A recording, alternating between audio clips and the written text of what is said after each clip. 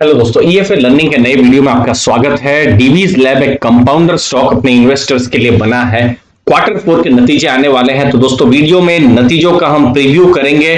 इसके साथ साथ डीवीज लैब को ऐसी कौन सी चीज है जिसने इसको एक कंपाउंडर बनाया है, इसको समझने की कोशिश करेंगे। सबसे पहले दोस्तों, सैटरडे का दिन मई 29, क्योंकि उस दिन डीवीज लैब की इंपॉर्टेंट बोर्ड मीटिंग है और बोर्ड मीटिंग में क्वार्टर फोर के रिजल्ट आने वाले हैं डीवीज लैब के। साथ साथ रिजल्ट्स के साथ डिविडेंड का भी अनाउंसमेंट होता है, तो 29 में आपको भूलना नहीं है। अब ऐसी कौन सी चीज है जो डीवीज का बिजनेस है और उसको मार्केट बहुत पसंद कर रहा है, उसको हम समझेंगे दोस्तों। तो दोस्तों, ये वर्ल्ड का लार्जेस्ट एपीआई प्रोड्यूसर है। तो दोस्तों, ये एपीआई क्या होता है दोस्तों, समझ लीजिए। आप जब चाय बनाते हैं तो चाय एक फिनिश्ड प्रोडक्ट है। चाय बनाने के लिए चाहिए पानी, चाहिए शक्कर, चाहिए दूध, चाहिए चाय पत्ती चाहिए, तो ये सब चीजें मिलकर चाय बनाती है। वैसे ही जो दवाइयां होती है, तो वो दवाइयां भी जो बनती हैं तो उनके लिए भी तो कुछ रॉ मटेरियल चाहिए। जैसे चाय के लिए रॉ मटेरियल दूध हो गया या चाय पत्ती हो गई, वैसे ही दवाइयों के लिए जो रॉ मटेरियल है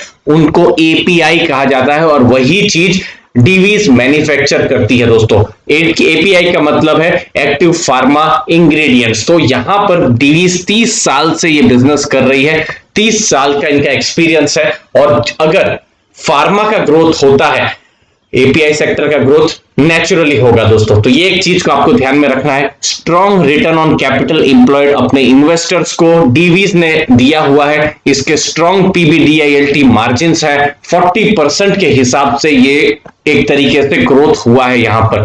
फार्मा सेक्टर पर अगर आप पॉजिटिव है तो यहां पर एपीआई का बिजनेस बढ़ेगा ही, इसको आप समझ सकते हैं। ये टॉप 4 नहीं है, टॉप 5 के जो प्रोडक्ट्स हैं इनका कॉन्सेंट्रेशन 75% है, जो थोड़ा सा रिस्की है, और वर्किंग कैपिटल साइकिल इसकी 300 दिन की है। तो ये दोनों रिस्क फैक्टर भी डीवीज पर है। तो ये सब हमने डीवीज पर बेसिक चीजें सीखी। अब थोड़ा सा वैल्यूएशन देख लेते हैं। तो दोस्तों, ये स्क्रीनर है और यहां पर हम डीवीज लैब की दो इंपॉर्टेंट चीजें दोनों ही कैप्चर करेंगे। पहली चीज, ये क्यों अट्रैक्टिव है। दूसरी चीज, क्यों शायद अट्रैक्टिव नहीं है। तो क्यों अट्रैक्टिव है उसको समझते हैं दोस्तों। ये देखिए, रिटर्न ऑन कैपिटल 25% से ऊपर है। रिटर्न ऑन इक्विटी आप देख सकते हैं 19% है। ऑलमोस्ट डेट फ्री कंपनी है, या फिर 0% का यहां डेट है।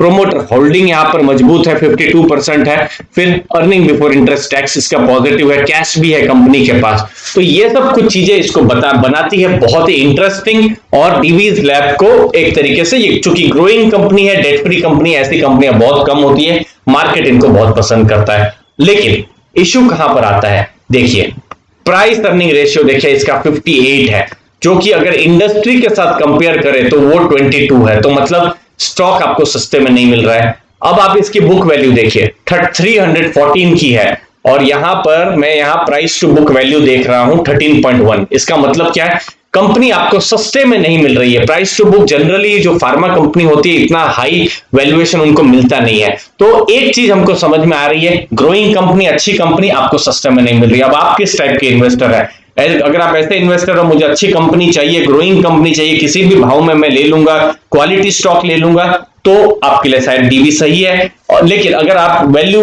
को देखते हैं और अगर आपको बिल्कुल सस्ते में कंपनी चाहिए, तो डीवी शायद आपको वो मिल नहीं रही है। तो अब आपको डिसाइड करना है कि आप वैल्यू इन्वेस्टर है डीवीज लैब में, या फिर वैल्यू इन्वेस्टर नहीं है, आप ग्रोथ इन्वेस्टर है, आप किसी भी भाव में ले सकते हैं। अब आगे और कुछ आंकड़े देखते हैं। टोटल रेवेन्यू अगर आप देखेंगे तो ये 4000 करोड़ का रेवेन्यू था 2018 फाइनेंशियल ईयर में, जो कि बढ़कर 5500 करोड़ हो गया। तो रेवेन्यू ऑलमोस्ट 40% बढ़ा है। प्रॉफिट आफ्टर टैक्स भी आप देख सकते हैं 8635 करोड़, या इनफैक्ट 869 करोड़ का ये प्रॉफिट आफ्टर टैक्स था, जो कि बढ़कर 1372 करोड़ का हो गया। तो ये पैट भी इंक्रीज हुआ है। प्रॉफिट बिफोर टैक्स भी जो है ये भी 50% 2 साल में इंक्रीज हुआ है। एबिट जो है, EBDIT, earning before depreciation, interest और टैक्सेस, ये भी आप देख सकते हैं 1363 करोड़ का था, जो कि बढ़कर 2000 करोड़ का। तो ये सब हिसाब से हम देखें तो इसने ग्रो किया ही है, जो कि नतीजों में हमको साफ साफ दिखता है। इसके अलावा भी आप देख सकते हैं फिक्स्ड एसेट इनके 3000 करोड़ के थे, जो कि बढ़कर 4000 करोड़ हो गए। नेटवर्क तो बढ़ी ही है। अर्निंग पर शेयर यहां पर 51 हुआ है। अब हमको देखना पड़ेगा अब अर्निंग पर शेयर जो नतीजे आएंगे वहां पर कितना बढ़ता है या घटता है। उम्मीद है ये बढ़ेंगे ही। बुक वैल्यू अभी हमने देखा यहां पर 276 दिखा रहा है, बुक वैल्यू बढ़ेगा तो फिर थोड़ा सा प्राइस भी आपको यहां पर कम देखने को मिल सकता है। अब डीवीज का बिजनेस कहां पर है, ये एक बहुत ही पॉजिटिव चीज है क्योंकि पूरी दुनिया में इनका बिजनेस है। आप यूएस मार्केट, अमेरिका मार्केट की अगर बात करें तो 23% रेवेन्यू जो आता है वो डीवीज का वो आता है अभी यूएस मार्केट से, जो कि पहले 33% था। वैसे ही अब यूरोप में बहुत ज्यादा फोकस है, 47%, 40% से 43% अब हो गया है डीवीज का बिजनेस यूरोप से आ रहा है। भारत की बात करें तो भारत में बिजनेस ऑलमोस्ट 13% था, जो कि अब ऑलमोस्ट 15% हो गया है।